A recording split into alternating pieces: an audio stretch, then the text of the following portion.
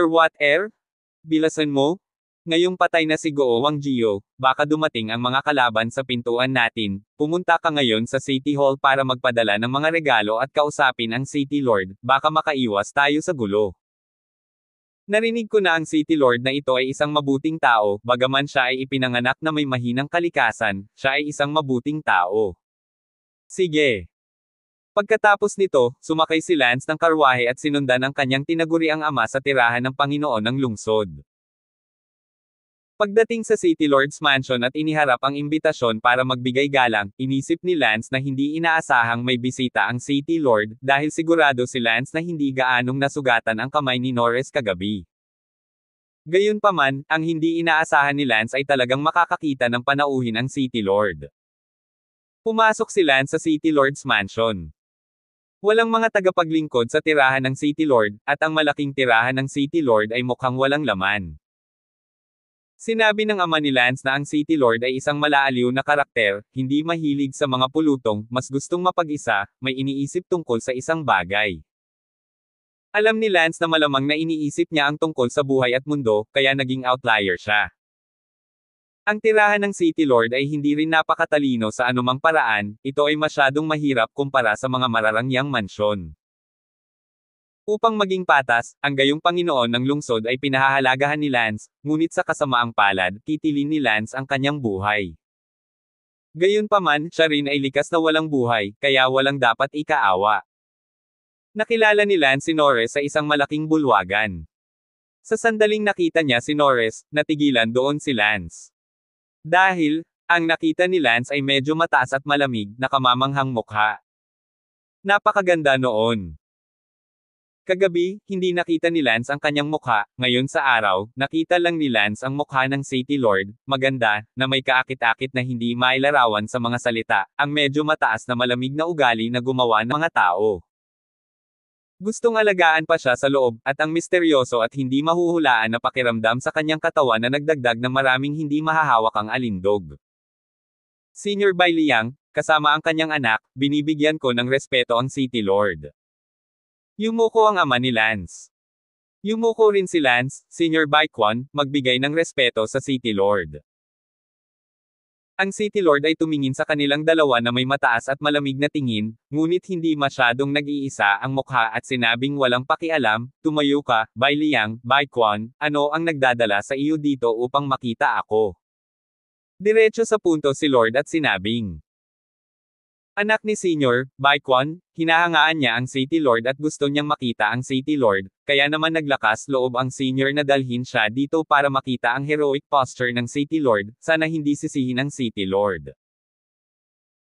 Abalang sinabi ni Lance, oo, hinahangaan ng nakatatanda ang City Lord, narinig ko na ang City Lord ay kasing ganda ng isang celestial na nilalang, na may nakakaantig na ugali at mahusay na talento, ang nakatatanda ay talagang maswerte na makilala ang City Lord. Ngayon, isang mababaw na buntong hininga lamang ang ibinigay ng City Lord, na para bang walang epekto sa kanya ang mga nakakapuri na salita ni Lance. Tiningnan ng City Lord si Lance at sinabing, Bai Quan ang pangalan mo. Oo. Dati sa Laoshan Academy. Oo. Pero ilang taon nang nagtatapos ang senior sa Laoshan Academy, at ilang araw na ang nakalipas, ibinalik niya ang kanyang kasintahan na ilang taon na niyang pinag-uusapan para tapusin ang kanyang kasal. Sinabi ni Lance na totoo ang impormasyong ito. At hindi kalokohan ni Lance, ito ang totoong impormasyon ng katawan na ito. Bahagyang tumango ang City Lord, narinig ko ang tungkol sa bagay na ito, at narinig ko rin na ang iyong asawa ay napakaganda. Ang Panginoon ng lungsod ay labis na pinupuri. Sinabi ni Bai Liang, nabalitaan ko na ang City Lord ay nagtapos din ng Laoshan Academy. Oo. Sinabi ni Lance, noong nasa Laoshan Academy ako, narinig ko ang reputasyon ng City Lord, at nga pala, ang City Lord ay mas matanda din sa akin ng ilang taon. Tinanong ni Norris, Bai Liang, naaalala ko na ikaw ay tao ni Guo Wangjio, tama ba? Eksakto. Abala na tumango si Bai Liang. Sinabi ni Norris, sige, alam ko na ang iyong balak na pumunta, mangyaring bumalik ngayon. Nagulat si Bai Liang, hindi niya inaasahan na ganoon kadirekta ang City Lord. Salamat sa proteksyon ng City Lord. Si Bailiang at Lance ay abalang bumangon.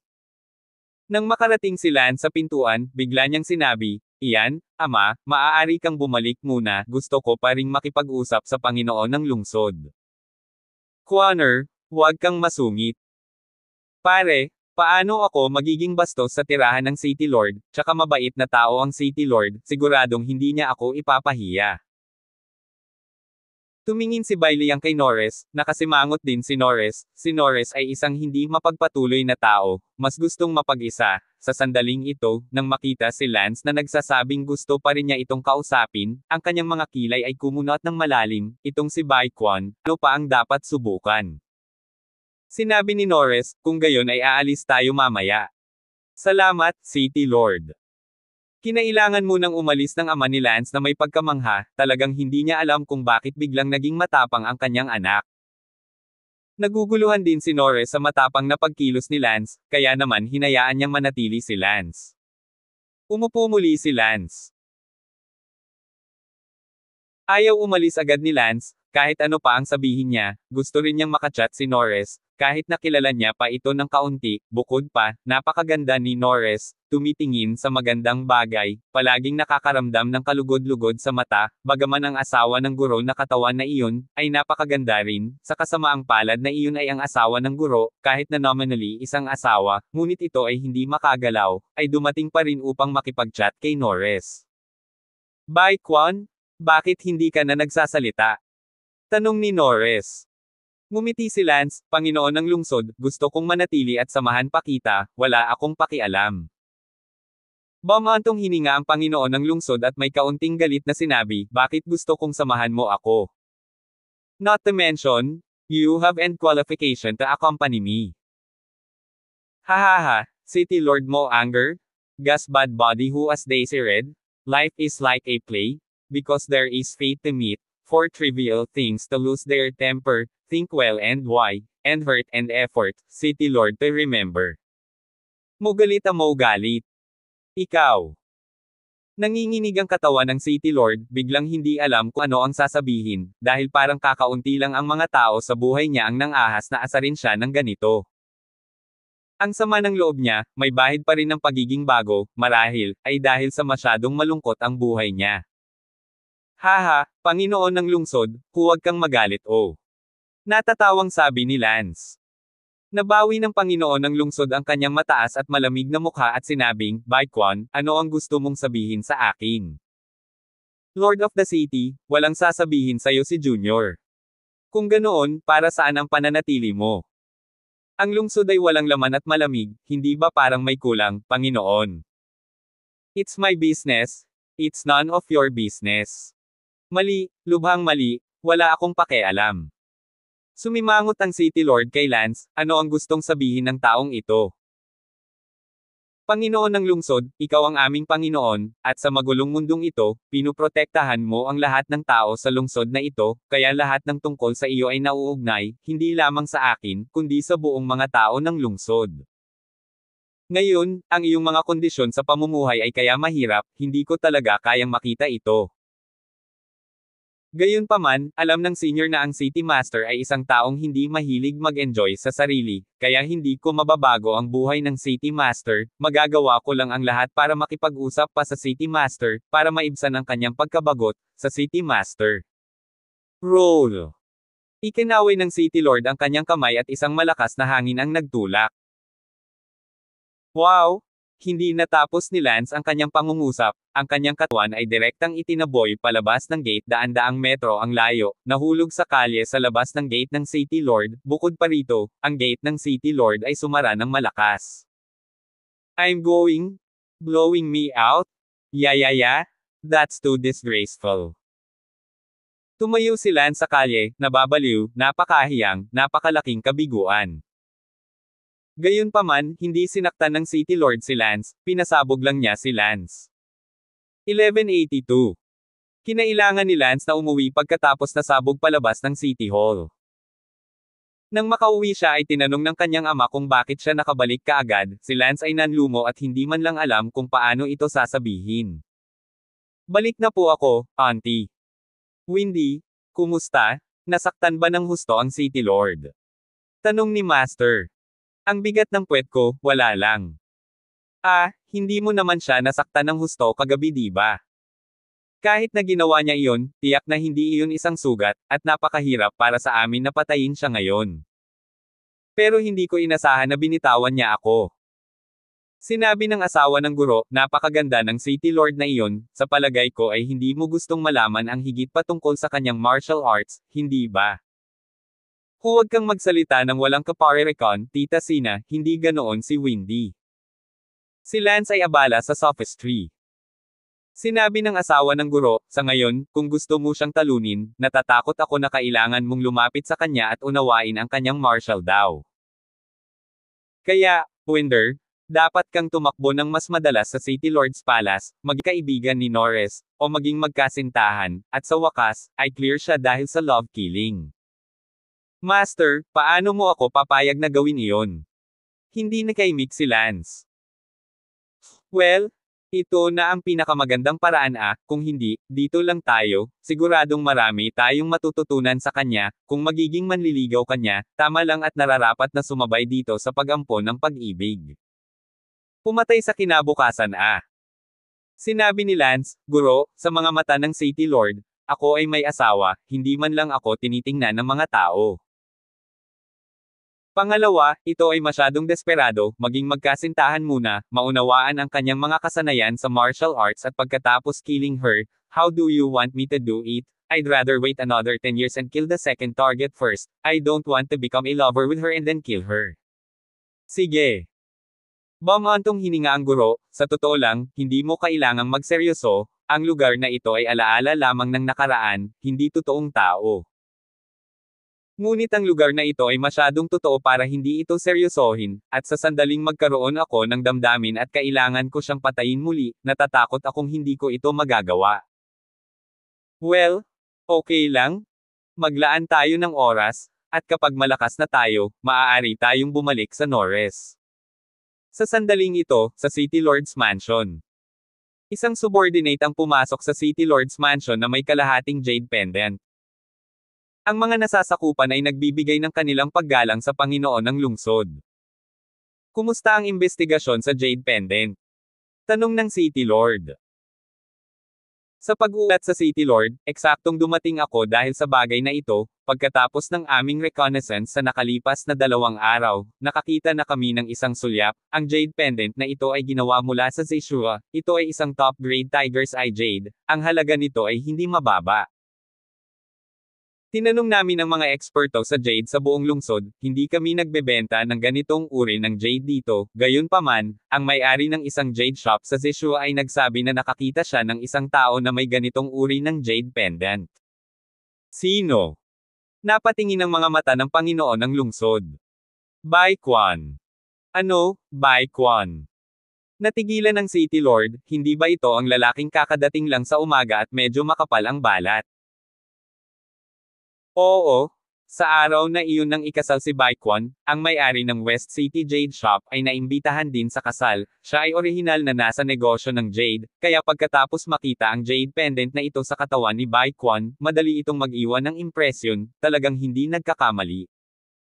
Ngunit, paano mapapatay ni Bai Quan si Guo Wangjio?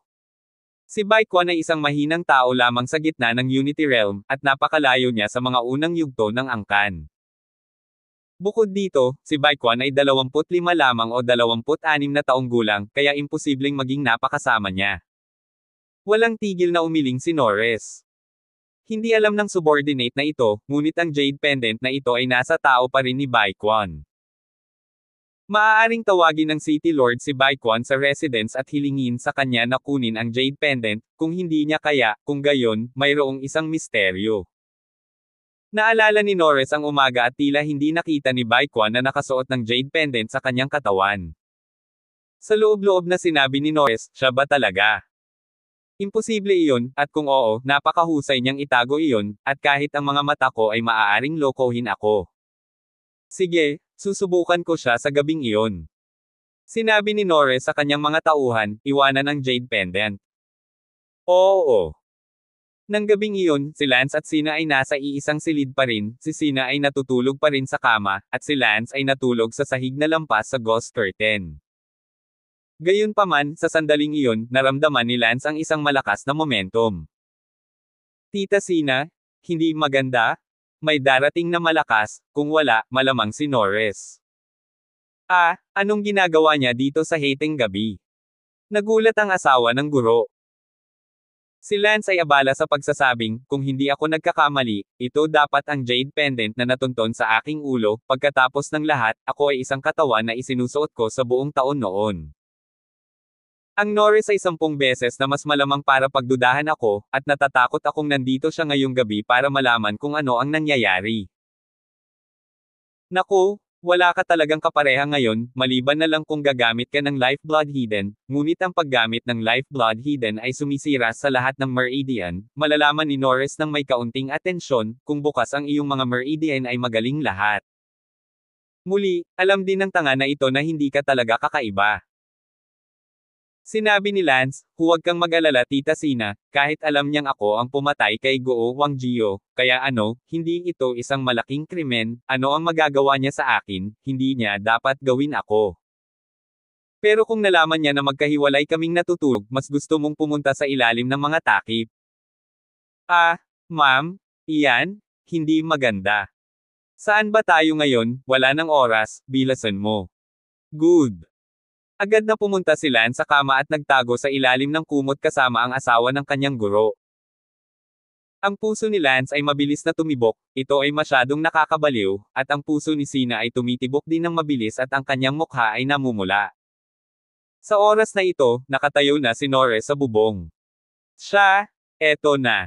Bilin ni Lance. Tumango ang asawa ng guro.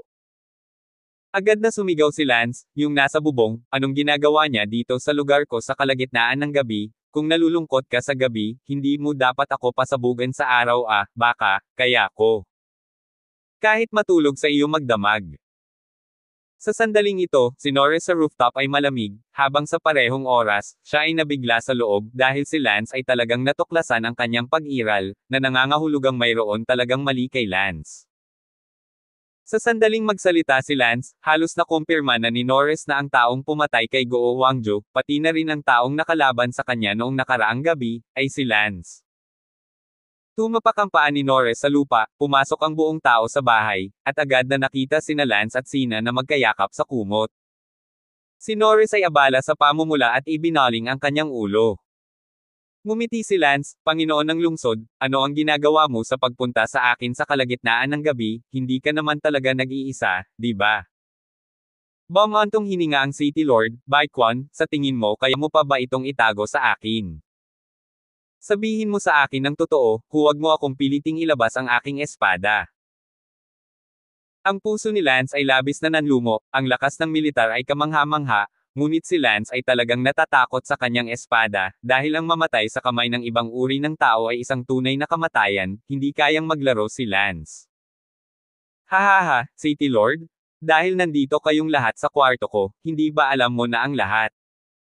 Hindi ba redundant kung ano pa ang sasabihin ko? Ikaw talaga. Ngumuso si Norris. Paano kung ako nga, papatayin ba ako ng Panginoon ng lungsod? Oo, pinatay ko nga si Guo Wangjio, pero paano, kung gusto akong arestuhin ng City Lord, sige, nilabanan kita kagabi at ikaw. Hindi ba ako nakakuha ng anumang kalamangan, tama? Bukod dito, ang isang Guo Wangjio lamang ay hindi sapat para ipagkanulo ako hanggang sa kamatayan, ngunit talagang hinayaan mo akong gisingin ng City Lord sa kalagitnaan ng gabi. 1183. Baikwan? Kung gusto mong patayin si Guo Wangjio, bakit hindi mo ako batiin, ginagawa mo akong napaka-passive. Katawa-tawa, makakapatay pa ba ako ng tao pagkatapos mong batiin? Hindi ko akalain na matatalo kita, kaya hindi kita batiin. City Lord? Ang aking inasama ay kailangang magsumbong sa kanyang mga apo sa susunod na taon, kaya ang aking asawa at ako magsisimulang magtanim ng mga binhi. Kung interesado ang City Lord, maaari mong obserbahan, wala akong pakialam. Sino ang interesado, Baikwan? Magkusa na pumunta sa bahay ng Panginoon ng lungsod bukas at sabihin sa akin ang lahat, hahayaan muna kita ngayong gabi. Pagkasabi noon, lumipad si Norris. Phew! Gumon si Lance, at gayon din ang asawa ng kanyang guro. Sa sandaling iyon, naramdaman ni Lance ang isang mainit at malambot na katawan na nakayakap pa rin sa kanyang mga bisig at nag-react ng may biglang gulat para bumitaw. Labis na nasaktan ang alagad, at humihingi ako ng tawad sa iyong guro. Si Lance ay abalang tumalikod at lumuhad sa sahig sa harap ng kama at sinabi.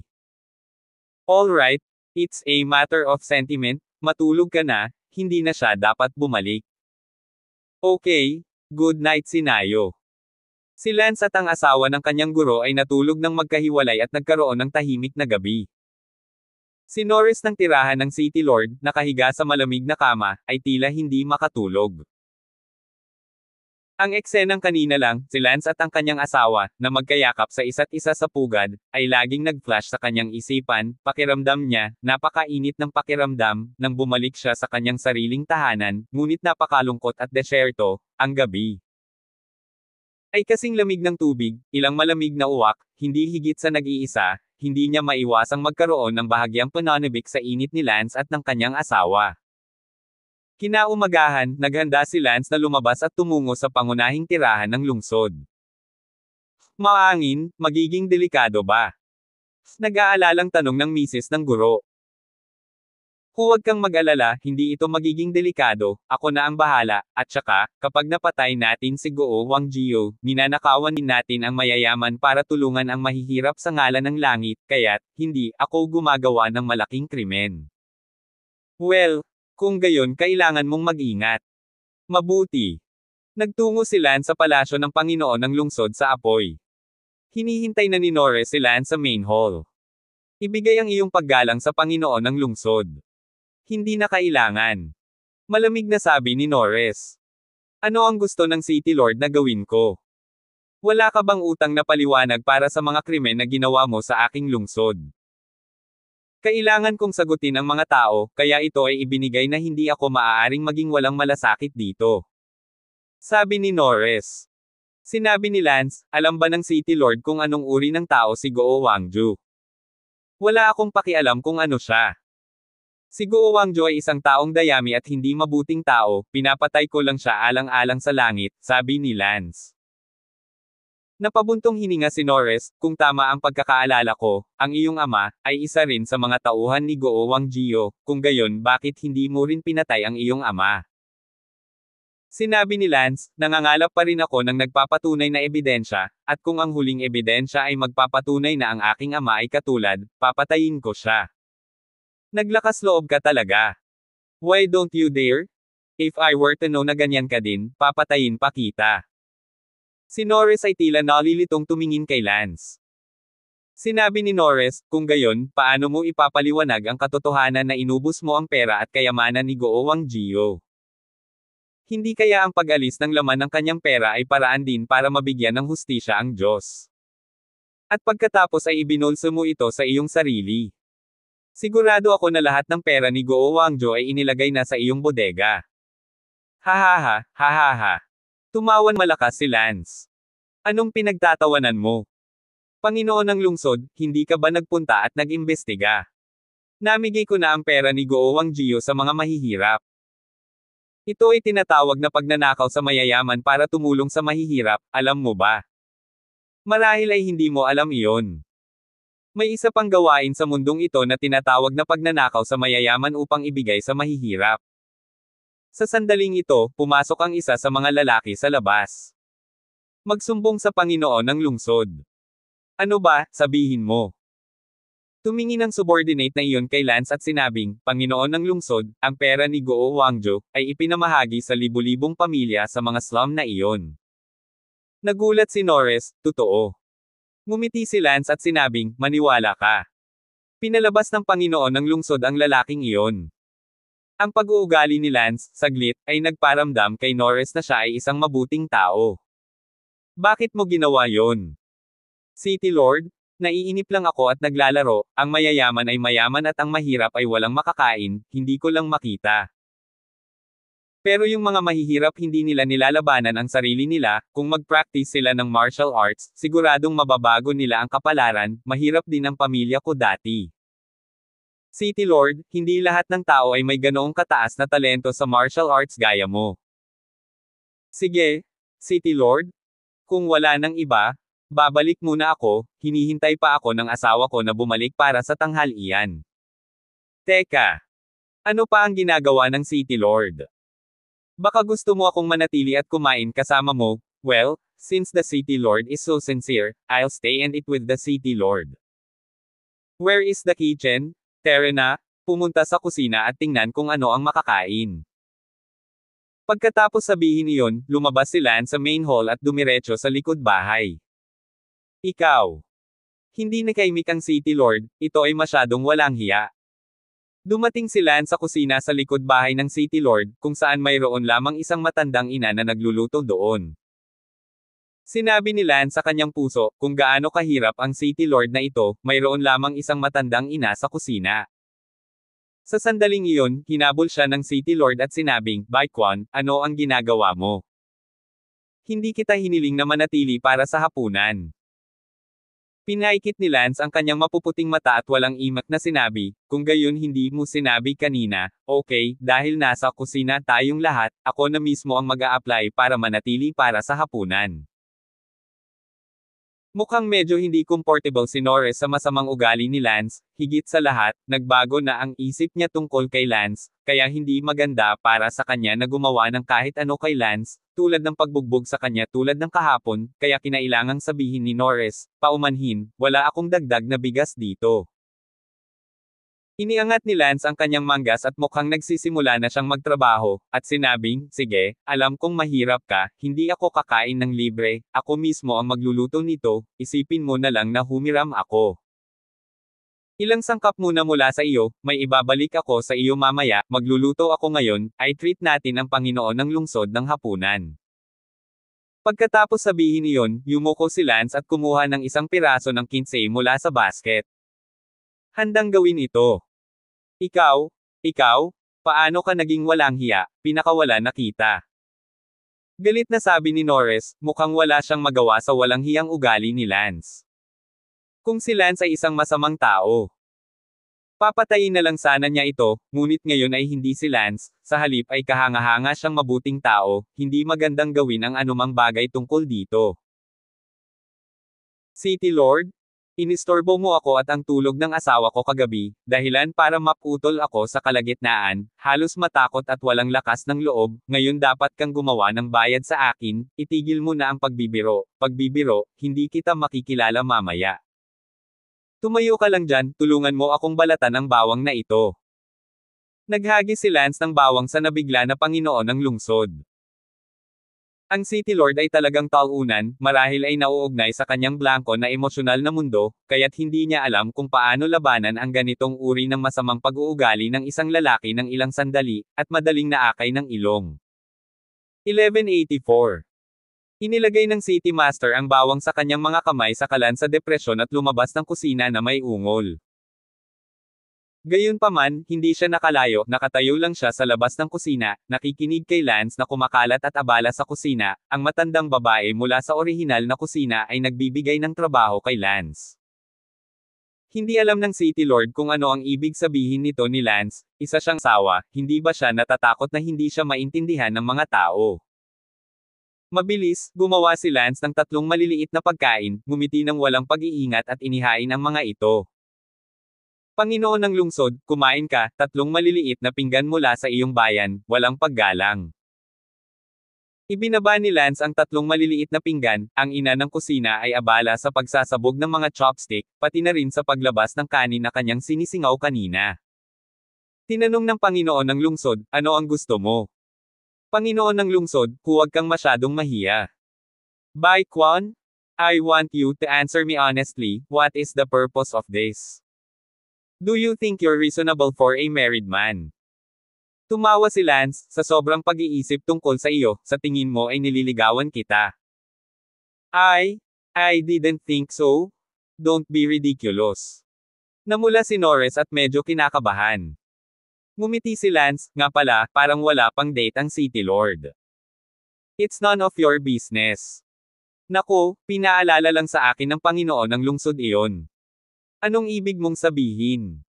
Ano ang masasabi mo kung hahabulin kita? Bagamat may asawa ako, ngunit normal lang sa isang lalaki na magkaroon ng 3 asawa at 4 na asawa, hindi ba, Panginoon ng lungsod, kung gayon maaari ka rin. Isipin mo ang pagiging munting asawa ko, para hindi ka malungkot mag-isa, masarap na may magpapainit sa iyong kama. Labas.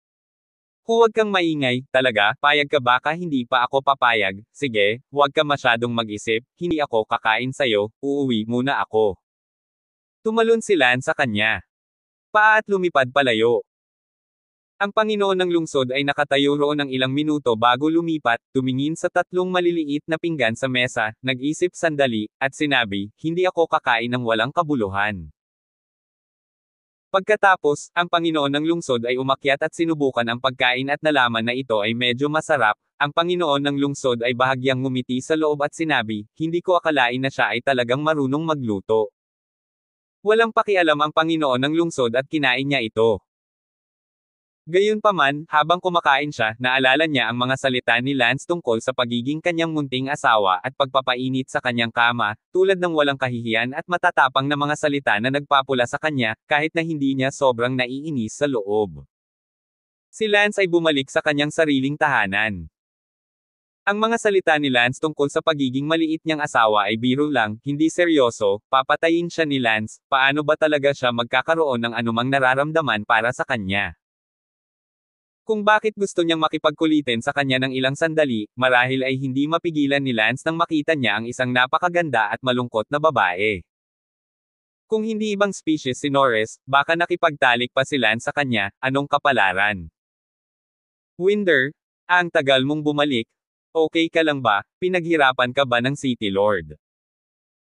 Master, ayos lang ako? Paano naman ako mahihiya? Ang tagal-tagal bumalik nagluto ako ng maliliit na ulam para sa kanya sa bahay ng City Lord. So romantic, di ba sabi mo ayaw mong madamay sa kanya?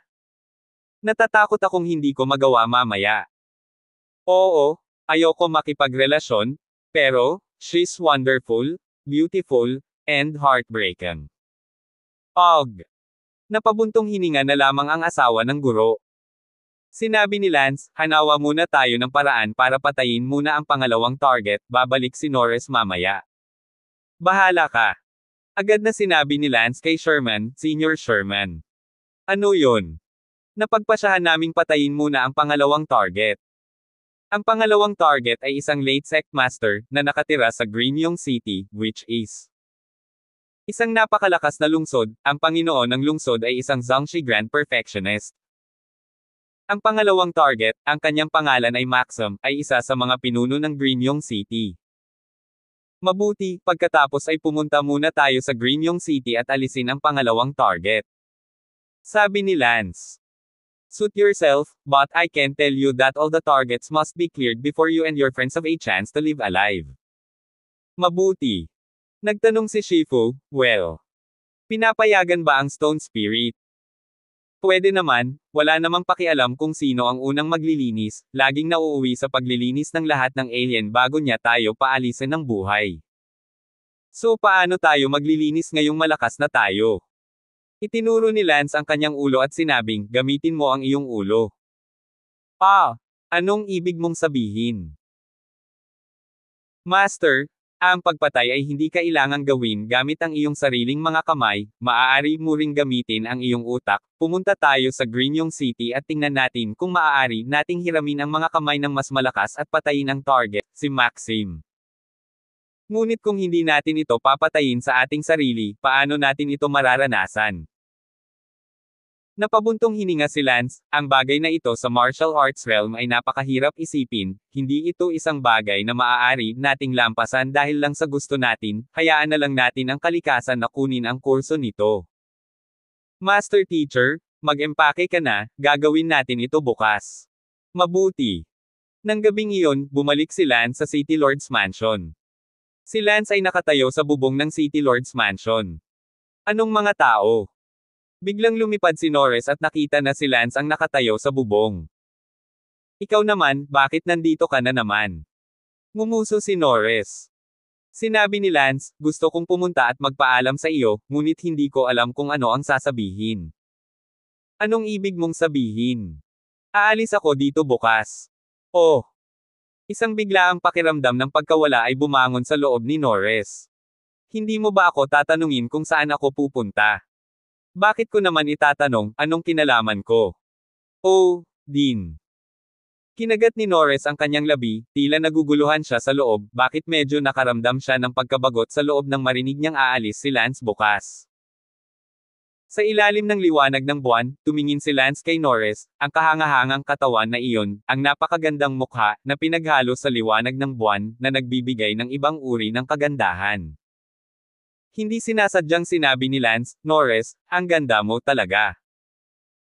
Medyo tumalon ang puso ni Norris at sumimangot kay Lance. Naglakad si Lance patungo kay Norris. Anong ginagawa mo? Sinabi ni Lance, Norris, mag-sparring session tayo. Bago tayo pumunta, gusto kong makipag-away sa iyo ng isang beses, ipakita mo lang ang iyong normal na antas. Kaya nandito ka para humingi ng away. Sabi ni Norris sabay tikom ng bibig. Hindi, gusto ko lang mag-iwan ng ilang alaala. Sabi ni Lance. Walang kabuluhang bumilis ang tibok ng puso ni Norris nang makita niyang nagsasalita si Lance ng napaka-emosyonal. Isa kang may asawa, huwag mo akong kausapin tungkol dito. Umirap si Norris. Nako, paano kung hindi ako kasal? Di ba yun lang ang masasabi ko sayo? Ikaw, hindi ko yun sinasadya. Sige, halika na. Binunot ni Lance ang kanyang espada at tinamaan si Norris. Binunot din ni Norris ang kanyang espada, sa pagkakataong ito ay hindi na sila nakikipaglaban hanggang sa kamatayan, kaya hindi gaanong nakakatakot ang sitwasyon. Sa sandaling bunutin ni Norris ang kanyang espada, inilabas ni Lance ang kanyang walang katapusang pinakamalakas na galaw. Ngunit, sa isang kalampag, ang kilos ni Lance ay bumagsak na parang salamin na nabasag. 1185. Si Lance ay natalo sa isang galaw, ng lubusan, na inaasahan din ni Lance. Ngumuso si Norris, sa ganong uri ng lakas gusto mo pa rin akong makipagsapalaran, bakit hindi mo ipakita ang lakas na mayroon kapag katapos ng pagsabog ng araw na iyon? Tumawa si Lance, hindi maganda iyon, ang lakas na mayroon ako pagkatapos ng pagsabog ng araw na iyon ay isang magandang halaga na babayaran, hindi ko nais na bayaran ang aking sarili ng ganoon kataas na presyo dahil sa isang hiwa at tulak. So, your strength is nothing more than that? Thanks to me, mataas pa rin ang tingin ko sayo. Medyo namula si Lance, ilang taon ka na ngayong taon? 29.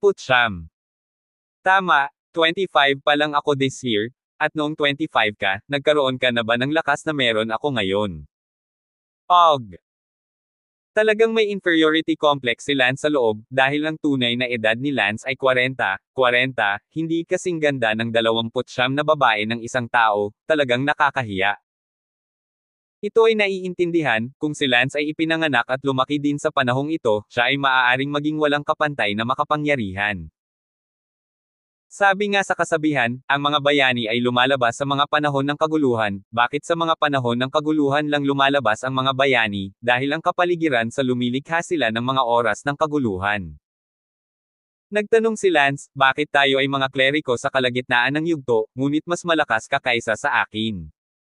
Bakit ko sasabihin sa iyo? Cheapskate, inimbitahan man lang kita sa dinner. Hindi mo talaga alam o hindi mo alam? Walang salita na tanong ni Norris. Talagang hindi talaga alam. Hindi man lang alam, tulala ako sa iyo, ang iyong martial daw ay nakaintindi pa lamang sa unang antas, ito ay parang ngayon mo lang naintindihan, paano ka magiging kalaban ko, ang aking martial daw ay nakaintindi sa ikalawang level. Mas malalim pa pala ang maiintindihan ng martial daw. Tanong ni Norris, pakiramdam ko ay napakatalino mo sa iyong husay sa espada at lahat ng bagay, ano ang iyong martial daw? Sa madaling salita, walang katapusan. Ano naman sayo? Walang itinatago si Norris, pangalan lang ito sa iba. Ang daw ng langit. Daw of the heavens, parang napakalakas. Hindi rin masama ang iyong pagiging walang katapusan, kung naiintindihan ko ang ikalawang antas, maaaring hindi ako ang iyong kalaban, ngunit hindi ganoon kadali, marami sa pinakamalakas na angkan sa antas ng pagiging perpekto ay maaaring hindi maunawaan ang pangalawang antas ng kani-kanilang martial. Daw. Nakikita ko, hindi ko pa nahawakan ang threshold, mukhang napakahirap talaga. Salamat, Norris. May dala ka pa ba? Sabi ni Lance, ano? Hindi ka na makapaghintay na umalis ako ng mabilis hindi man lang ako ma-retain nakakalungkot talaga Bakit ako ma-attach sa'yo? Dapat ikaw ay ma-attach sa iyong asawa, ikaw ay dumating sa aking lugar sa kalagitnaan ng gabi, hindi ka natatakot na matchismas, natatakot pa rin ako. Biglang lumipad si Lance sa takong ni Norris. Anong ginagawa mo? Napaatras si Norris ng ilang hakbang. Agad na pinulupot ni Lance ang kanyang braso at niyakap ang baywang ni Norris. Nakabit ang katawan ni Norris. Anong ginagawa mo? Medyo nanigas si Norris. Biglang hinalikan ni Lance si Norris, sa ilalim ng liwanag ng buwan, sa bubong, ang halik na ito ay walang hanggan. Tila tanga si Norris, blanko ang kanyang isip, bahagya na kinagat ni Lance ang kanyang mabangong labi, ang kagandahan ay parang jade, nakakataba ng puso. Nagkamalay ang utak ni Norris, ngunit, malambot ang kanyang katawan, pakiramdam na sa tuwing kagat-kagat ni Lance ang kanyang mga labi, tila manhid ang kanyang katawan at isipan. At hindi pinalampas ang lamang na ito sa pangkalahatan. Tulad nito, hinawakan ni Lance si Norris at kinagat siya ng ilang minuto, at ang katawan ni Norris ay nalasing na parang tubig. Sa wakas, marahas na itinulak ni Norris si Lance palayo. Ibinuka ni Lance ang kanyang mga kamay at walang imak na tumawa, hindi rin alam ni Lance kung bakit niya sinasadyang gawin ang ganoong bagay. Namumula si Norris, sobra ka. Sinabi ni Lance, I'm sorry, ako rin ay nasa labas ng aking lalim. Ikaw. Nanlumo si Norris, ngunit, walang magawa, tumalikod si Norris at lumipad pababa ng bahay, isinara ang pinto. Bumantong hininga si Lance, wind lighting, bakit ka ganyan? Sayang, masyado siyang kaakit-akit. Tumalikod si Norris at lumipad sa malayo, iniisip pa rin ang walang hanggang halik na iyon ngayon sa kanyang isipan. Sa bahay, si Norris ay nakamasid sa bintana habang si Lance ay lumipad papalayo, sa wakas ay naglalaho sa gabi. Hindi alam ni Norris ang nararamdaman, hindi niya mailarawan, natatakot siyang hindi niya makalimutan ang halik na iyon. Umuwi si Lance. Ang asawa ng guro ay nagtanong, saan ka nagpunta? Nasa City Lord's house ako. Pupunta ka ulit sa City Hall, Windy, believe ka ba sa kanya? Siguro, she's a really nice girl. Sayang lang at hindi siya nabubuhay sa realidad. Paulit-ulit na bumantong hininga si Lance. Windy, ang dami mo nang naging girlfriend at hindi ka pa nakontento. Nako, siguro, hindi nakokontento ang puso ng tao, parang martial arts, nalalampasan mo ang susunod na kaharian at gusto mo pa ang susunod. Winder, dapat maging matino ka, kung hindi, mas masakit ito sa hinaharap, nakatadhana tayong alisin si Norris. Ate, tumigil ka na sa pagsasalita, matulog ka na, magsisimula na akong mag-practice, alam ko na kung bakit mas malakas si Norris kaysa sa akin, naiintindihan na pala niya ang pangalawang antas ng martial arts, talaga, kahit isang mahusay na antas ng pagiging perpekto. Hindi kayang gawin ng malakas na tao. Isang gabing walang salita. Kinabukasan, umalis si Lance at ang asawa ng kanyang guro patungong Greenyong City. Ang hindi alam ni Lance ay nang sila ay umalis sa lungsod, sa isang tiyak na tore, isang tingin ang nagpapalayo sa kanila. Matapos ang mahigit 10 araw ng trekking, sa wakas ay nakarating si Lance sa Greenyong City.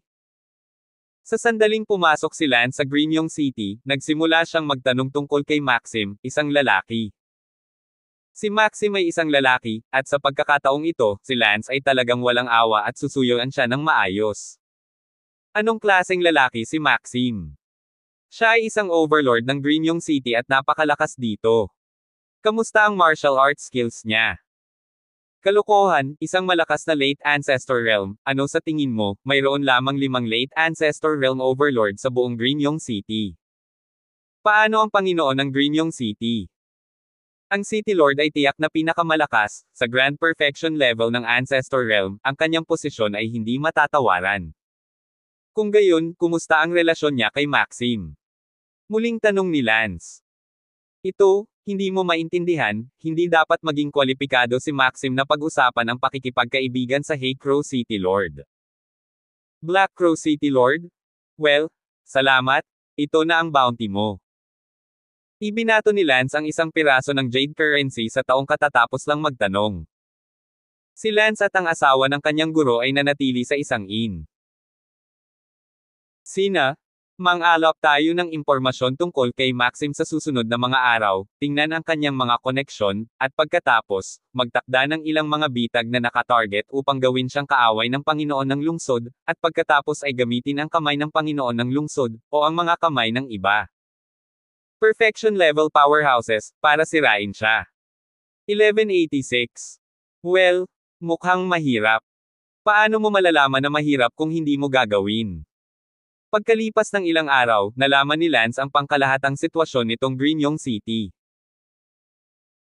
Si Maxim ay isa sa mga pinuno ng Qingyong City, at bihirang makipag-ugnayan sa ibang mga overlord, habang ang Panginoon ng Qingyong City, si Heikro, ay isang taong gutom na gutom sa kapangyarihan na hindi pinapayagan ang sinuman mula sa kanyang lungsod na huwag igalang siya sa anumang paraan, kahit na ito ay nasa pribado.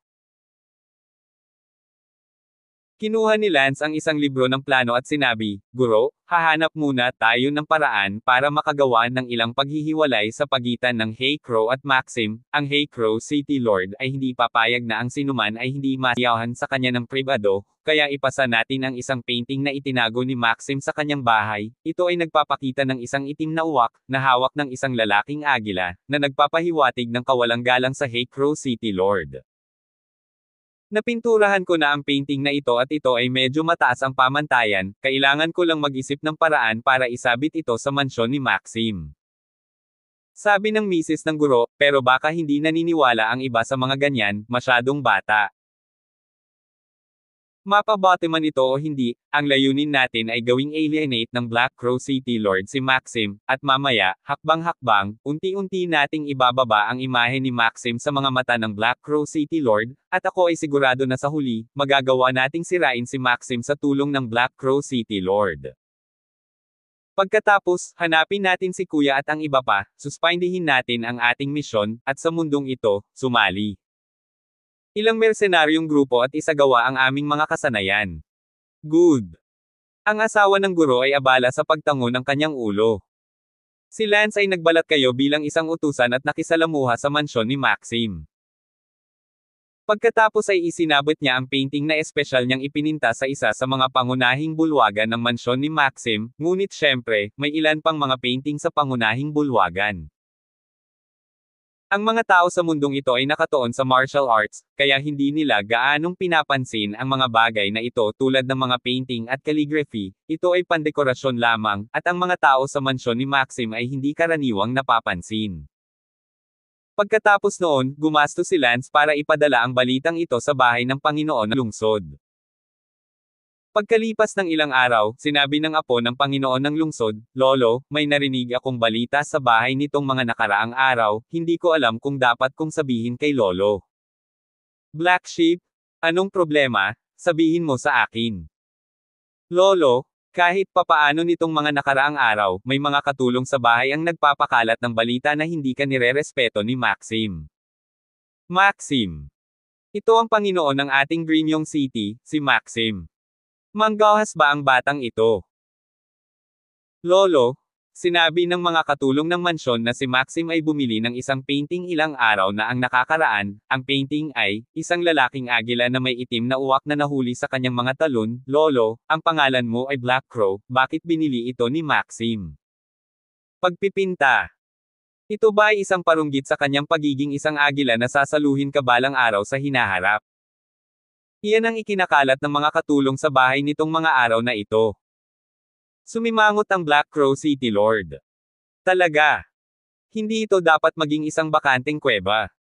Talagang mapangahas si Maxim. Medyo nag-aalinlangan ang Black Crow City Lord at sinabing, "Lolo, normal na walang papansin sa isang painting, malamang naisip ni Maxim na walang mag-iisip tungkol dito. Tutal, napakawalang kwenta ng painting, dekorasyon lang. Ang dahilan kung bakit binili ni Maxim ang painting ay malamang para ma-motivate ang sarili niya." Bumantong hininga ang Panginoon ng lungsod, "Ikaw at ako ay pupunta sa bahay ni Maxim, gusto kong makita kung mayroon talaga siyang ganitong uri ng pagpipinta sa bahay." Kaya, ang Black Crow City Lord ay agad na pumunta sa bahay ni Maxim. Walang ideya si Maxim kung ano ang nangyayari, na walang kinalaman sa pagbibigay pansin sa isang pagpipinta, walang mga sikat na painting sa mundong ito, dahil ang mundong ito ay nagtataguyod ng martial arts, ang pintor ay walang halaga, at karamihan sa mga tao ay walang pananaliksik sa mga pagpipinta. Tingnan ng City Lord, hindi ko alam kung ano ang pinuntahan ng Panginoon ng lungsod sa aking tirahan upang turuan ako. Si Maxim ay abala sa paglipad palabas upang batiin siya. Napangiti ang Black Crow City Lord. Maxim, huwag kang kabahan, nandito lang ako para tingnan ang iyong tirahan, itong bagong tirahan mo, hindi ko pa ito nabisita simula nang itayo ito. Bagamat hindi maintindihan ni Maxim kung bakit biglang dumating ang City Lord upang bisitahin ang kanyang tahanan, hindi siya makatanggi. Panginoon ng lungsod, pakiusap. Pagkatapos ay isinama ni Maxim ang Panginoon ng lungsod sa paglilibot sa kanyang bahay. Sa wakas, sa isang malaking bulwagan, nakita niya ang maraming dekorasyong mga pintura na nakasabit. Nakita ng Panginoon ng lungsod ang isa sa kanila ng sabay-sabay, isang pintura ng isang lalaking agila na nakahawak sa isang itim na uwak. Galit na galit ang Panginoon na ito ay totoo. Gayunpaman, hindi agad nagalit ang Panginoon ng lungsod at ngumiti, Maxim, itong mga painting, binili mo, medyo makabuluhan. Bumalik sa Panginoon ng lungsod, ang mga pintura ay binili ng tagapangasiwa, gayunpaman, ang bawat pagpipinta ay nakita ng aking mga mata. Si Maxim ay walang napagtanto, sandali, kung sino ang mag-iisip doon, ang mga kwadro na ito ay talagang siya. Hindi niya alam kung ano-ano. Biglang itinuro ng City Lord ang isa sa mga painting at nagtanong, ano ang kahulugan ng painting na ito? Tiningnan ni Maxim ang painting at pinag-aralan ito, ang painting na ito ay naglalarawan ng isang lalaking agila na may itim na uwak na nahuli sa mga talon nito, Nang sabihin niya ang itim na uwak, ay biglang huminto si Maxim, ang kanyang buong katawan. Body staying there, sa kanya lang na-realize ang isang bagay. Lumingon si Maxim, at sigurado, ang Panginoon ng lungsod ay nagliliwanag sa galit. Si Maxim ay napabuga ng malamig at sinabi, Panginoon ng lungsod, hindi ito ang iniisip mo. Ngumisi ang Black Crow City Lord at sinabing, naipaliwanag mo ito ng malinaw sa iyong sarili, ano ang hindi ganoon. City Lord, you have to believe me, hindi ko naman sinasadya. Maxim, kung hindi ako pumunta sa bago mong mansyon ngayon, hindi ko malalaman, ang ambisyon mo hindi talaga ako nagkamali, malaki nga ang ambisyon mo, marahil, talagang mahuli mo ako, isang itim na uwak tulad nitong agila sa hinaharap. City Lord patawarin mo ako, ayoko talaga. Malamig na umungol ang Black Crow City Lord at lumipad palayo.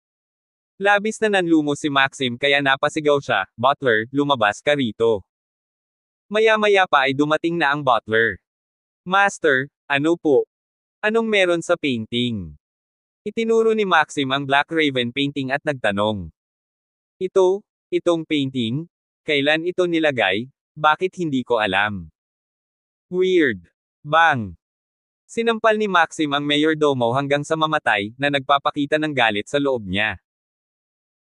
Ngayon lang, tinanong siya ng City Master kung binili niya ang mga painting na ito, naisip ni Maxim na pinupuri siya ng City Master sa kanyang discernment, kaya, sinabi niya na ang bawat painting ay nakita niya, who knows, ito ay mas malala pa.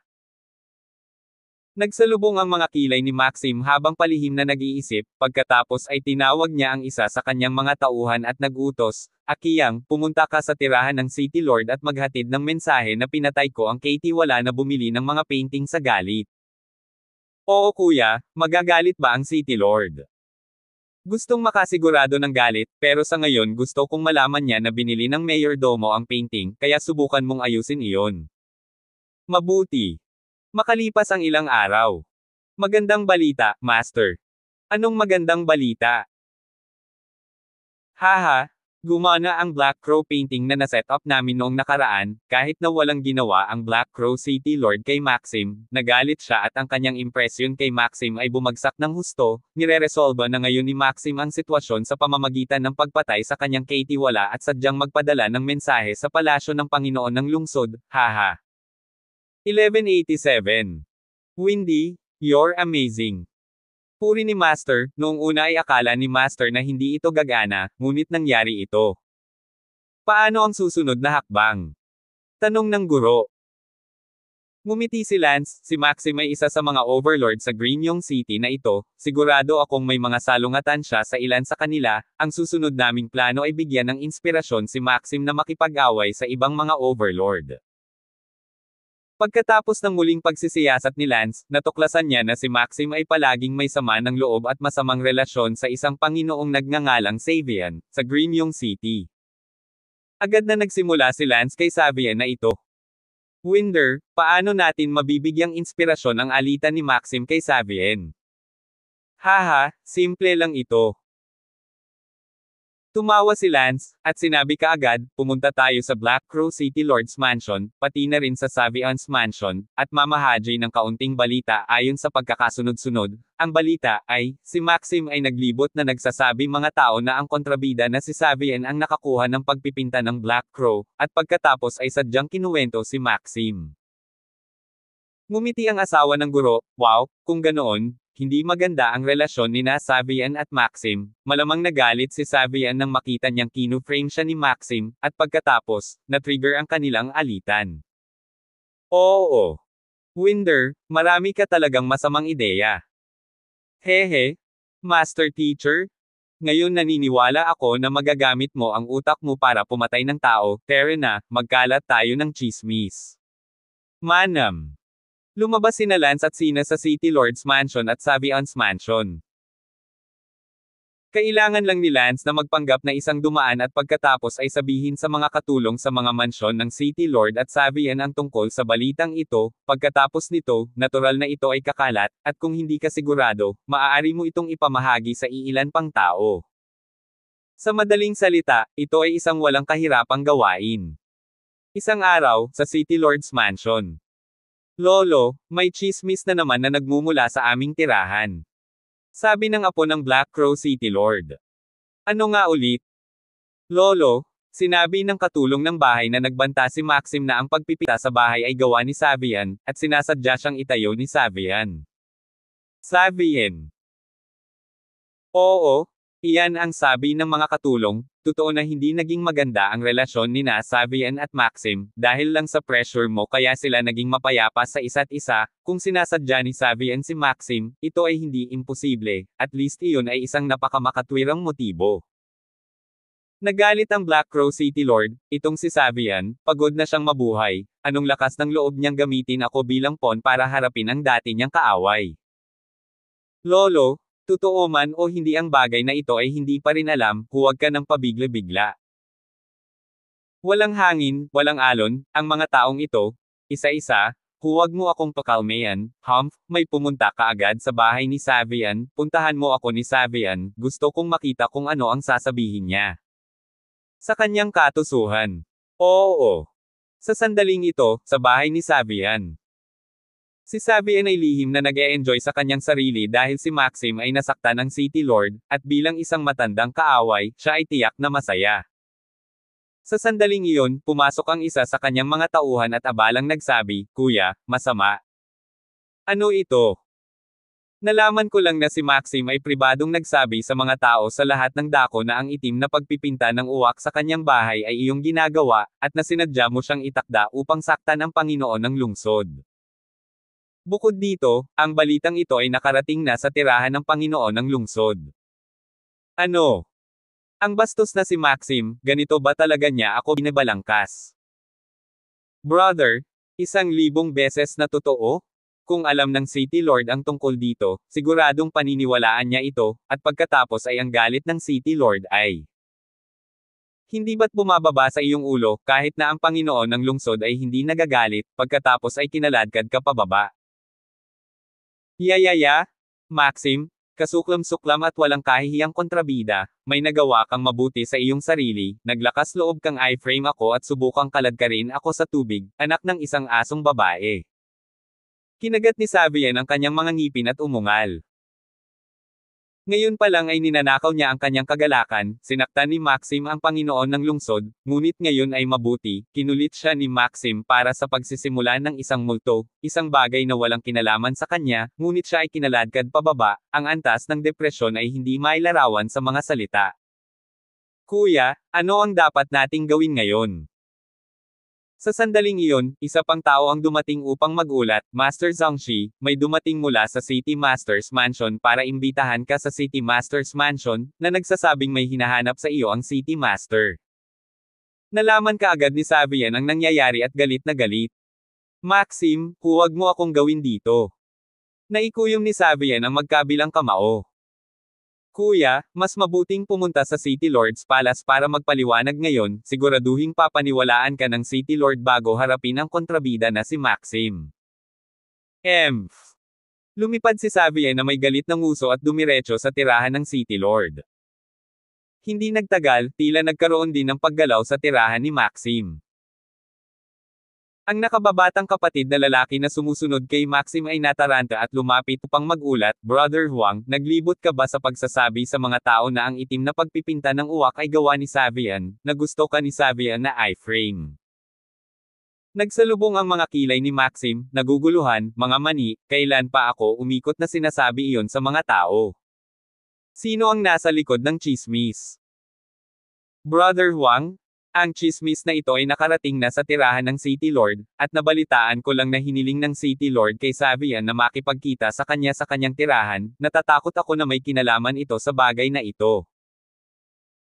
Kuya Huang, kung si Savian ay talagang hinahanap ng City Lord dahil dito, natatakot akong masusuklam si Savian sa iyo at para mapaniwala ang City Lord na siya ang na-frame mo, sasalubungin niya ang anumang kulog. Fire and Fury, sino ang nasa likod ng chismis? Umungol si Maxim. Sa tirahan ng City Lord, sinubukan ni Savian ang lahat ng kanyang makakaya upang ipaliwanag na tiyak na hindi niya ginulo ang pagpipinta na iyon at hindi nirerespeto ang City Lord, ngunit ang City Lord ay kalahati pa rin ang loob. Bagamat hindi nasisiyahan ang City Lord sa bagay na ito, wala siyang ginawa kay Savian dahil dito, gayunpaman, ang kanyang hinala kay Savian, na favorable na, ay bumagsak. Pagkaalis ni Savian sa tirahan ng City Lord, ganoon na lang ang galit niya. Maxim, kasuklam-suklam kang kontrabida, hindi kita patatawarin. Agad na dumiretso si Savian sa bahay ni Maxim, ang nangyari pagkatapos noon ay nakita ng lahat sa buong lungsod, sina Savian at Maxim ay naglaban sa brutal na iyon ang bagong tinayong tirahan ni Maxim ay dinurog ni Savian, tumama mula sa lupa. Sa langit at pagkatapos ay sa lupa muli, nakita ito ng lahat sa lungsod. Ang lakas ng dalawang tao ay magkatumbas, ang laban na ito, isang labanan sa kalahating araw ay hindi naghahati sa nanalo, ngunit, walang alinlangan, ang dalawa. Mga tao ay lubhang nasugatan, labanan sa dulo ng dalawang tao ay nasyang kanilang mga ngipin, ngunit talagang walang lakas. Sinabi ni Savian, Maxim, isa kang kasuklam-suklam na kontrabida, may nagawa kang mabuti sa iyong sarili, ngunit umaasa ka sa akin. Nakita ni Maxim na ang kanyang mansyon ay giniba, ang galit na iyon sa kanyang puso, kahit na hindi siya iyon, wala siyang magagawa kundi ang aminin ito, galit din niyang sinabi, Savian, huwag mong isipin na Tino, this matter was definitely caused by you, lagi ka nang naiinis sa akin, walang nagsaset up sa akin maliban sa iyo, naglakas loob ka pa ring ilabas sa akin ngayon, nagigilty ka ba? Maxim, huwag mo akong pilitin, kung lalaki ka pa, sabihin mo sa City Lord na ang bagay na ito ay walang kinalaman sa akin, kung hindi, ako, si Savian, ay hindi titigil sa iyo. Hahaha, joke. Kung lalaki ka, sabihin mo sa City Lord na pinatayo mo ako. Yaya. Kinagat ni Savian ang kanyang mga ngipin, at gustong kumatok at lumaban, ngunit, wala talaga siyang lakas. At sa malayong pulutong ng mga nanunood, namatay si Lance at Xiniyang sa katatawanan. 1188. Maangin, medyo nainis ako na nakikita silang nag-aaway ng husto, sabi ni Master Lance. Sige, ngayon na ang oras para bumalik tayo at planuhin ang susunod nating hakbang. Si Lance at ang asawa ng kanyang guro ay bumalik sa inn. Ano ang susunod na hakbang sa pagpaplano? Ang susunod na hakbang ay ang pagpaplano para sa pagkamatay ni Maxim, at mayroon akong malinaw na plano ngayon. Anong plano? Sabihin mo sa akin. Sinabi ni Lance, Madam, ang Black Crow City Lord ay may napakapaboritong apo na pinangalan ng Black Sheep, naghihintay kami ng tamang sandali, pagkatapos ay patayin ang Black Sheep. Pagkatapos naming patayin ang Black Ship, nag-set up kami ng dalawang clue sa eksena, isa. Liwanag at isang madilim, ang liwanag ay humahantong kay Savian, ang dilim ay humahantong kay Maxim, at, bago matagpuan ang mga pahiwatig, iulat sa Panginoon ng lungsod ang mga salita ni Maxim na si Savian ang pumatay sa kanya. Magpanggap na si Huang iyon. Si Ming na pumatay sa itim na tupa bilang isang paraan para i-frame si Savian, kung saan, kapag ang madilim na sinulid ay naimbestigahan sa wakas, ito ay ang kamatayan ni Maxim. Medyo komplikado iyon. Ngumiti si Lance, ipaubaya mo sa akin ang lahat para gumawa ng magandang trabaho. Kinuha ni Lance ang isang butones mula sa kanyang bulsa at sinabing, ito ay isang piraso ng tela na nahulog sa katawan ni Maxim noong sila ni Savian ay nag-away sa kalye ngayon, ito ay maaaring gumanap ng isang mahalagang papel. Ano ang ibig sabihin ng isang piraso ng tela? Ngumiti si Lance, nalaman ko na gusto ni Maxim ang mga damit na pinasadya para sa kanya ng isang pribadong sastra, kaya ang telang ito ay sa wakas ay makakaturo kay Maxim. Pagkalipas ng 5 araw, isang madilim at maangin na gabi, pumunta si Lance sa isang berdeng bahay sa Greenyong City. Sa berdeng bahay, sa isa sa mga silid, nakita ni Lance ang isang binata na nag-eehersisyo. Ang binatang ito ay apo ng Black Crow City Lord, Black Sheep. Sino ka? Nagulat si Black Sheep nang makita ang isang nakamaskara na lalaki na biglang nakatayo sa silid, at ang babaeng nasa ilalim niya ay nagulat din, at nagmamadaling takpan ang kanyang katawan ng kumot. Tinanong ko kung sino ka. Ang lolo ko ang Lord of the Black Crow, hindi mo malalaman iyon. Ako ang narito upang kitilin ang iyong buhay. Agad na sumugod si Lance at unang pinatay ang berdeng babae sa pamamagitan ng isang sampal, pagkatapos, hinawakan ang itim na tupa at ibinagsak ito sa hangin, ang itim na tupa ay desperadong iwinagayway ang mga kamay nito at nahirapan. Kinuha ni Lance ang leeg ng itim na tupa ng kalampag, pagkatapos ay inihagis ang katawan nito sa lupa. Si Lance ay naglabas ng isang piraso ng tela mula sa kanyang bulsa, at ang tela ay inilagay sa kamay ng itim na tupa, na nagkukunwaring pinunit ito ng itim na tupa mula sa katawan ng mamamatay tao. Pagkatapos noon, si Lance ay nasa eksenang muli, gamit ang mga kuko ng itim na tupa upang umikot at bumaligtad sa lupa, malabo na nagbitiw ng ilang salita, pinatay ako ni Savian. Matapos gawin ang lahat ng ito, tahimik na umalis si Lance sa greenhouse. Hindi nagtagal, ang pagkamatay ng Black Sheep sa greenhouse ay natuklasan ng bugaw, na nagpawis ng malamig at agad na nagpadala ng isang tao upang ipaalam sa Hay Crow City Master. Ang Black Crow City Lord ay sumugod sa greenhouse sa apoy. Kambing, kambing. Tiningnan ng Hay Crow City Lord ang bangkay ng kanyang apo at napasigaw ng ilang beses sa sakit. Panginoon ng lungsod, may ilang hindi malinaw na mga salita sa lupa, na parang inukit ng Young Master Son na nagpupumilit bago siya mamatay. Ano ang inukit nila? Pinatay ako ni Savian. Savian. Hindi ako sigurado kung nagkaroon ako ng pagkakataon na gawin iyon, ngunit hindi ako sigurado kung nagkaroon ako ng pagkakataon na gawin iyon, at hindi ako sigurado kung nagkaroon ako ng pagkakataon para gawin iyon. Ibinitin si Young Master Son sa hangin ng mamamatay tao ng ilang sandali bago siya namatay, dapat. Bago ang kanyang kamatayan ay binitay siya ng mamamatay tao at may sinabi, at pagkatapos ay pinutol ang leeg ni Master Son, at sinamantala ni Master Son ang pagkakataong ito upang pribadong kumuha ng isang piraso ng tela mula sa katawan ng mamamatay tao. Aling clue ang tunay? Napatay ba ito ni Savian? Sigaw ng Black Crow City Lord sa tanong. Panginoon ng lungsod, mahirap manghusga sa ngayon, ang isa sa mga ito ay dapat maging isang palatandaan para iligaw tayo. Sa palagay ko ang 4 na salita na nahahawakan ng kuko na iyon ay mas malamang na sadyang maimpluwensyahan, habang ang piraso ng tela ay hinawakan ng ang palad ng kabilang kamay ay mas malamang na totoo, dahil ang Young Master Son ay mahigpit na nakahawak sa kanyang palad, nang hindi hinahayaang mahanap ito ng mamamatay tao. Ibalik mo muna ang katawan ng tupa. Okay, paano ang panig ni Savian? Manahimik ka muna sa ngayon, kung talagang pinatay ni Savian ang apo ko, tiyak na tatakbo siya. Tingnan mo rin kung may makikita ka sa telang iyon. Oo. Kinabukasan, hindi nagpapakilalang sumulat si Lance ng liham sa tirahan ng Panginoon ng lungsod.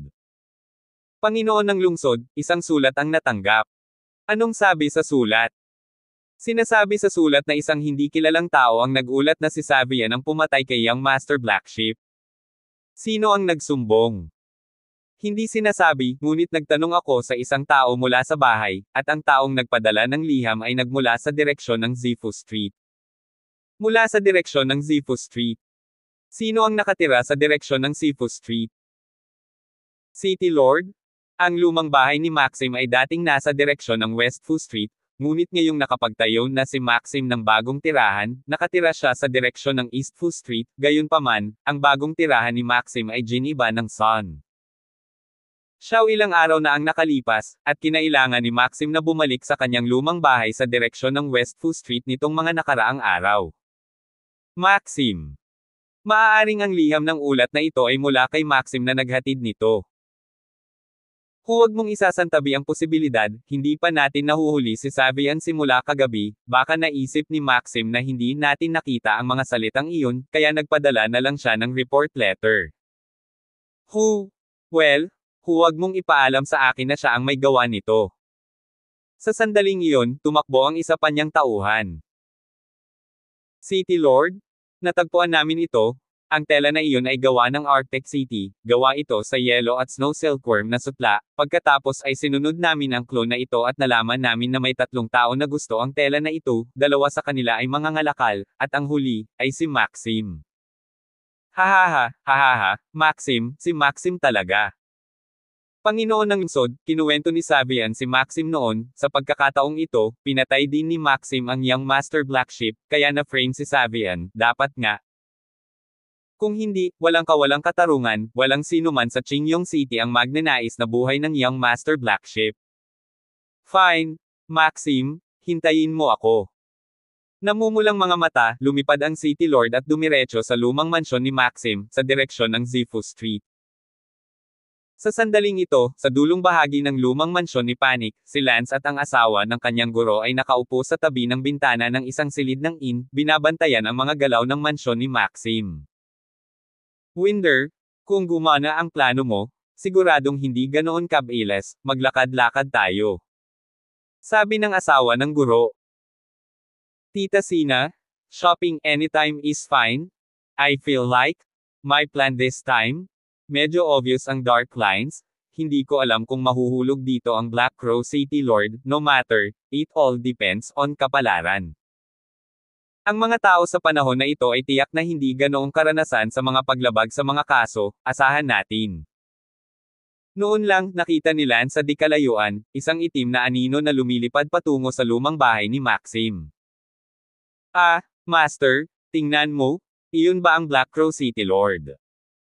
Kumbaga, tingnan mo ang momentum sa kanya. Hindi, mabilis ba itong gumana? 1189. Oo nga. Ang Black Crow City Lord ay umungal sa matandang mansyon ni Maxim, Maxim, lumabas ka at mamatay. Natuwa si Lance nang marinig niya ang dagandong ng Hey Crow City Lord, hindi inaasahan na ang planong kinatatakutan niyang hindi magtatagumpay ay magtatagumpay ng ganoon kabilis.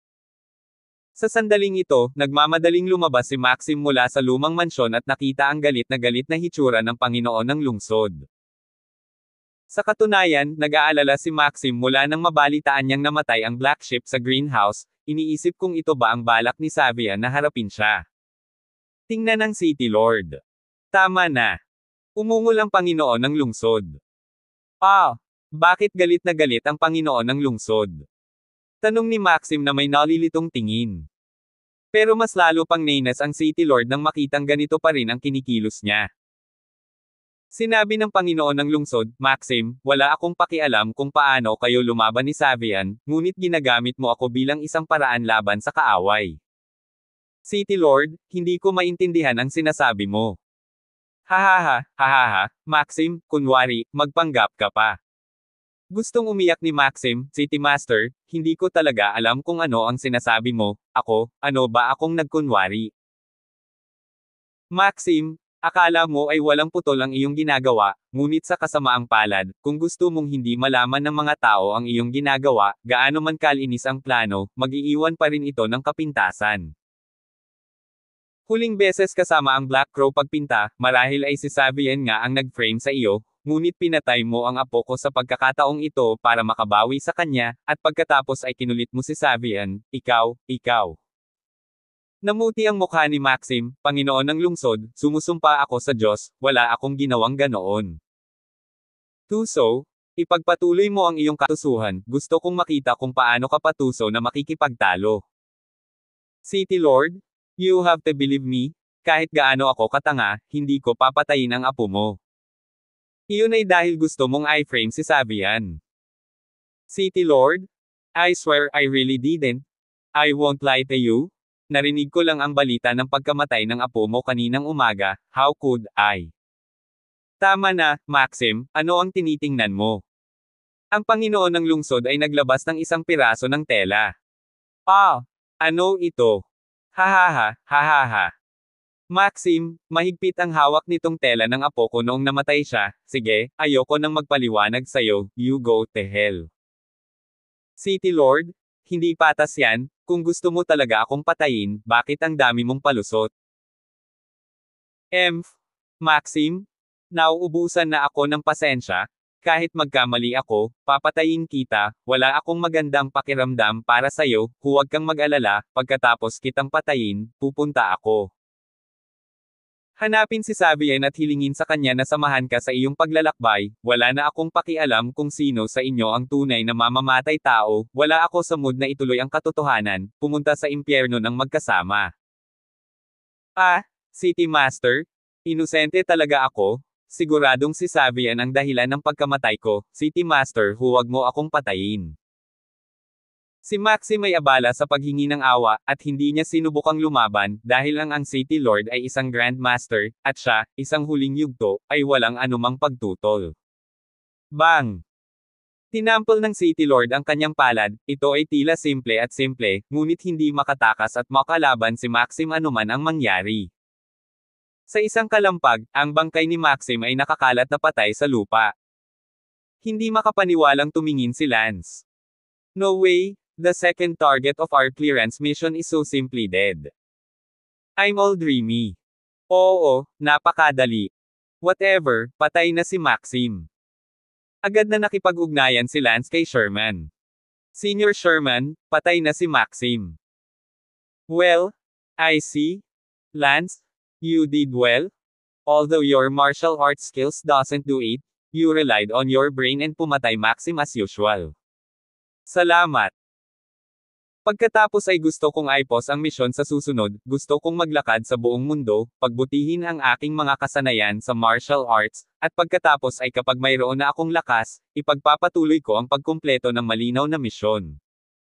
Oo, kalayaan mo na, bibigyan pa kita ng sapat na oras. Salamat. Lumabas si Lance sa bahay tuluyan kasama ang asawa ng kanyang guro at sinamahan itong mamili, nilisan si Maxim at nakamit ang isang layunin, sa magandang kalagayan. Kaya lang, sa pag-iisip kay Norris, si Lance ay nabalisa sa loob, sa huli, kailangan ba talaga niyang patayin si Norris? At ngayon, ang Black Crow City Lord ay pumunta sa bahay ni Savian at pinatay si Savian. Malinaw si Lance tungkol kay Maxim, ngunit sa kasamaang palad, kahit si Savian ay namatay, ngunit si Savian ay hindi isang mabuting tao. Sinamahan ni Lance ang asawa ng kanyang guro sa kalahating araw na pamimili, at sa wakas ay nakarating sa isang lugar na tinatawag na Iron Blood Mercenary Union, sa Greenyong City.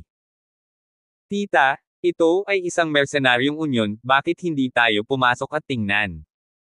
Malaki. Agad na pumasok sa union sina Lance at Tita Sina. Kumusta, ang dalawang nakatatanda ay dumating na sa union, paano kita matutulungan? Magalang na tanong ng isang matandang lalaki sa pintuan, ang matandang ito ay nasa unang bahagi ng Ancestor Realm at mukhang magalang kay Lance at sa kanyang asawa. Sinabi ni Lance, tatawagan kita kung kailangan kita, tingnan muna natin.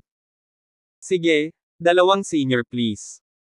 Sa loob ng union, mayroong isang pader na may maraming mga sheet sa ibabaw nito, na may iba't ibang mga gawain na nakasulat sa mga ito. Halimbawa, pumunta sa Purple Mountain Lake at kunin ang puso ng Whitewater Monster ng Purple Mountain Lake, na maaaring palitan ng sword manual na tinatawag na X, mungkahi sa gawain, mga mersenaryo na higit sa kumpletong antas ng Unity Realm upang matanggap ito. Si Lance ay dumaan sa bawat isa sa kanila at nalaman na ang mga listahan sa pader na ito, ang lahat ng mga quest ay medyo mababa ang antas, syempre, mababang antas para sa kanya, karamihan sa mga ito ay mga paghahanap para sa mga mersenaryo sa antas ng Unity Realm, bihirang makakita ng mga pakikipagsapalaran sa level ng Clan Master. Kakaibang sabi rin ng Master Teacher, lahat sila ay Unity Realm quests wala ni isa sa kanila ang bagay sa atin. Oo. Sumigaw si Lance sa matandang iyon, halika rito. Senior, ano bang order mo? Nagtanong si Lance, mayroon bang anumang mga quest na angkop para sa atin? Bakit lahat sila ay nasa antas ng Unity Realm? Tumawa ang matandang iyon, kaunti lang ang mga quest para sa Zhangshi Realm powerhouses. Una, dahil ito ay masyadong mahirap at may mataas na mortality rate, at pangalawa, dahil ang mga powerhouse na nakarating na sa Zhangshi Realm ay hindi na gustong makipagsapalaran. So, hindi makakatanggap ng mga quest ang Zhangshi Realm. Tumawa ang matanda, kaunti lang ang sinabi ko, truth be told, nasa ibang lugar ang misyon sa level ng Sect Master, sumunod kayong dalawa sa akin. Si Lance at Tita Sina, ay dumating sa isa pang silid. Hindi nagtagal, naglabas ang matanda ng ilang listahan at sinabing, ito ang mga gawain sa antas ng Sect Master, lahat sila ay angkop para sa inyong dalawa. Kinuha ni Lance ang isa sa mga listahan at nabasa nito, pumunta sa Nine Valleys at patayin ang Lord of the Nine Valleys para makuha ang Luching Legacy. Inirerekomenda na kunin sa maagang yugto ng Ancestor Realm o higit pa. Pumunta sa Tai Wilderness Forest at hanapin ang apo ng Moon-worshipping City Lord, Luoyang County Lord, maaari kang makakuha ng pangako mula sa Moon-worshipping City Lord. Suggestion, kunin sa itaas ng gitna ng Ancestor Realm. Abalang tanong ni Lance, ano ang ibig sabihin nito? Oh, ito ay inilabas 3 buwan na ang nakakaraan, ang apo ni Lord Luo Huan ng Moon-worshipping City, si Luoyang, ay nawala sa Tai Wilderness Forest at hindi na natagpuan. Kung sino man ang makakahanap nito, maaari silang makakuha ng pangako mula sa Luo Huan City Lord. Ito ay isang pangako mula sa isang Zhangshi Grand Perfection Level Powerhouse. Ang misyon na ito ay ginampanan ng maraming tao, hanggang ngayon ay wala pang nakakumpleto nito, bago pa lang ito makumplito, kahit sino ay maaaring kunin ito ay isang multi-direct ional mission. Ngumiti si Lance, medyo kawili-wili. 1190. Are you guys going to take this assignment? Tanong ng matanda. Sinabi ni Lance, syempre, kinuha namin ang misyon na ito, siya nga pala, ang listahan ng gawaing ito ay nagsasabi na maaari kang makakuha ng pangako mula sa Panginoon ng Luohuan City, ano ang pangakong iyon? Hehe, ibig sabihin? Maaari kang magtanong kay Lord Luohuan ng isang bagay, at may sinabi si Lord Luohuan. Paano kung hilingin sa kanya na tumulong sa pagpatay ng isang tao? Okay lang din, basta nasa kakayahan niya na pumatay ng sino man na hindi magbabante sa kaligtasan ng pamilya niya matapos silang patayin. Sige, gagawin ko, kukunin ko. Sabi ng matanda, Senior, sigurado ka ba talagang kukunin mo? Siyempre. Pero, siguradong hindi ganoon kadali ang gawaing ito ito ay isang paglalakbay sa Two Wild Forest. Ang Two Wild Forest ay tinitirhan ng mga makalumang hayop na barbarian, na ang IQ ay nasa parehong antas ng mga tao. Oo, tanggap na rin. Sige, ipaparehistro ko kayo. Sa pagtanggap nito, si Lance at ang asawa ng kanyang guro ay kinuha ang misyon, tinanggap ang kontrata ng misyon, at pagkatapos ay umalis sa Mercenaryong Union. Windy, pinaplano mo bang tapusin ang misyon na ito at pagkatapos ay hilingin kay Lord Luohuan na tanggalin ang isang dayuhan para sa atin?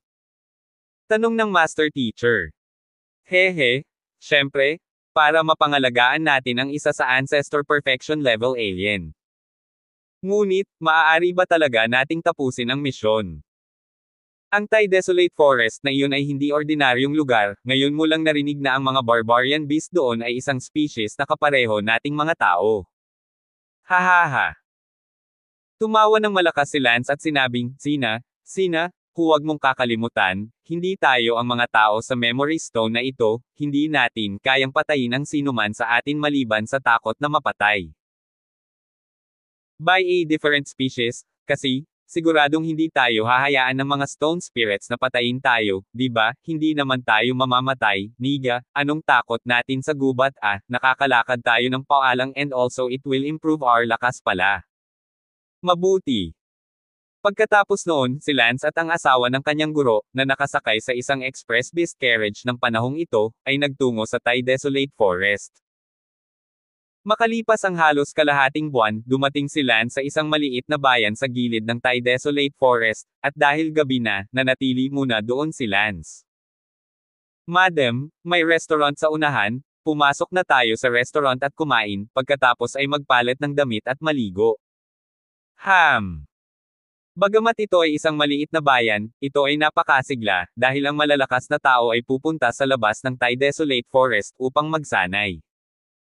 Nang pumasok si Lance at ang kanyang asawa sa inn, mayroong kahit isang dosenang tao sa inn, kumakain at sumisigaw. Nakita ni Lance na mayroong 8 tao sa mga unang yugto ng Ancestor Realm, 3 sa gitnang yugto ng Ancestor Realm, at 1 sa huling yugto ng Ancestor Realm. Medyo nagulat din si Lance sa napakaraming malalakas na tao sa Zhangxi Realm. Nakita ng isang grupo ng mga taong kumakain sina Lance at Sina na pumasok at agad na iniwas ang kanilang mga mata. Yuho, pretty girl. Dinilaan ng isa sa mga lalaki sa gitna ng Ancestor Realm ang kanyang mga labi. Haha, sa tagal kong gumala sa gubat, ang tagal ko na ring hindi nakakita ng ganyang kagandang babae. Sa sandaling ito, agad na pinalibutan ng grupong ito ng mga tao sina Lance at Sina. Lumapit din ang lalaki mula sa yumaong Ancestor Realm na may hawak na bote ng alak at tumingin kay Sina na puno ng balbas. Kinakabahang sinabi ng mentor ni Lance, anong ginagawa nyo? Tumayo si Lance sa harap ng asawa ng kanyang guro nang hindi gumagalaw, at sa totoo lang, nakakatakot talaga ang isang grupo ng mga clansmen realms. Lance. Sigurado akong hindi kayang talunin ng ministro ang lalaki mula sa yumaong Zhangxi, pagkatapos ng lahat, ito ay isang pagkakaiba sa lupain. Gayunpaman, hindi nag-alala si Lance. Agad na nakipag-ugnayan si Lance kay Sherman. Senior Sherman, ano ang dapat kong gawin ngayong nakapaligid na sa akin ang isang grupo ng mga late Zhangxi Realm powerhouses? Huwag kang mag-alala, hindi kita hahayaang mamatay dahil hindi mo pa natatapos ang iyong misyon. Ngunit hindi ko kayang talunin ang napakarami sa kanila, at ang isa sa mga pinuno ay isang yumaong clerigo. Sabi ni Lance.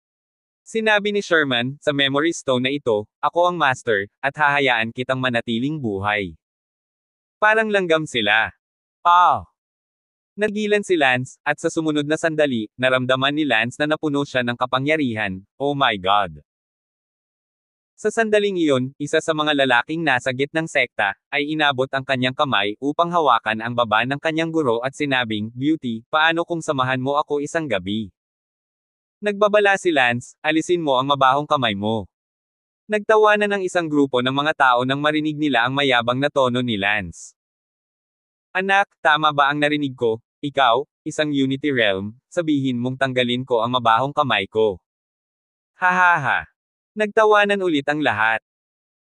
Lumalabas na ang naramdaman nila ay ang kaharian ng orihinal na body master ni Lance, kaya naman ito ang Unity Realm, hindi nakakagulat na isang grupo ng mga tao ang nagtipon-tipon upang manligaw, na walang pakialam sa pag-iral ni Lance. Sa oras na ito, lumapit ang yumaong pinuno ng mercenaryong Ancestor Realm at sinabing, Bata, manugang mo ba ang babaeng ito? Oo. Tumango si Lance. Oh, not bad? Commandeering ako ngayong gabi, ano sa tingin mo? Tanong ng mercenaryong kapitan kay Lance. Ngumuso si Lance, basta magaling ka, sigurado. Yuyu, nakikinig sa'yo, parang ang galing mo talaga, bibigyan kita ng pagkakataon na makita mo kung magaling ka talaga. Walang pag-iingat na humigop ng alak ang mercenaryong kapitan. Wala akong pinanggalingan, ngunit kung maglakas loob kayong hawakan ang aking manugang, hahayaan kong mamatay kayong lahat, hindi, patay na kayo, gagawin ko kayong mga alipin.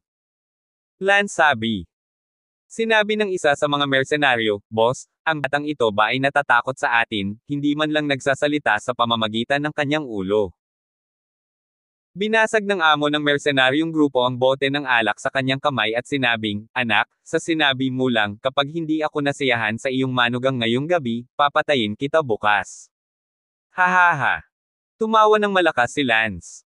Boss, turuan ko siya ng leksyon. Isang maagang Zhangxi mercenary ang natuyo ng suntok kay Lance. Ngunit sa sandaling iyon, gumalaw ang kamay ni Lance at hinawakan ang kamay ng kalaban. Bang! Sinampal ni Lance ang kanyang mukha, ngunit ang ulo ng kabilang partido ay sumabog na parang pakwan. Ah! Brain matter ang bumaril sa mukha ng lahat, lalo na ang pinuno ng mercenaryong grupo. Boss, patay na si Maong. Si Lance ay nabigla sa loob sa sandaling ito, binigyan siya ni Sherman ng 100,000 is God. Orihinal na sinampal lang siya, ngunit bilang isang resulta, binigyan siya ng isang pagsabog ng ulo. Ang pinuno ng iba pang mercenaryong grupo, biglang nagngangalit na patayin si Lance. Isang sampal pa rin ang sinampal ni Lance. Bang! Sinampal din ang ulo ng mercenary group at sumabog ang ulo. Ah! Natigilan ang buong inn. Hindi makapaniwalang tumingin ang asawa ng guro kay Lance, at alam niya sa kanyang puso na malamang na si Sherman ang nagbigay kay Lance ng napakalakas na kapangyarihan.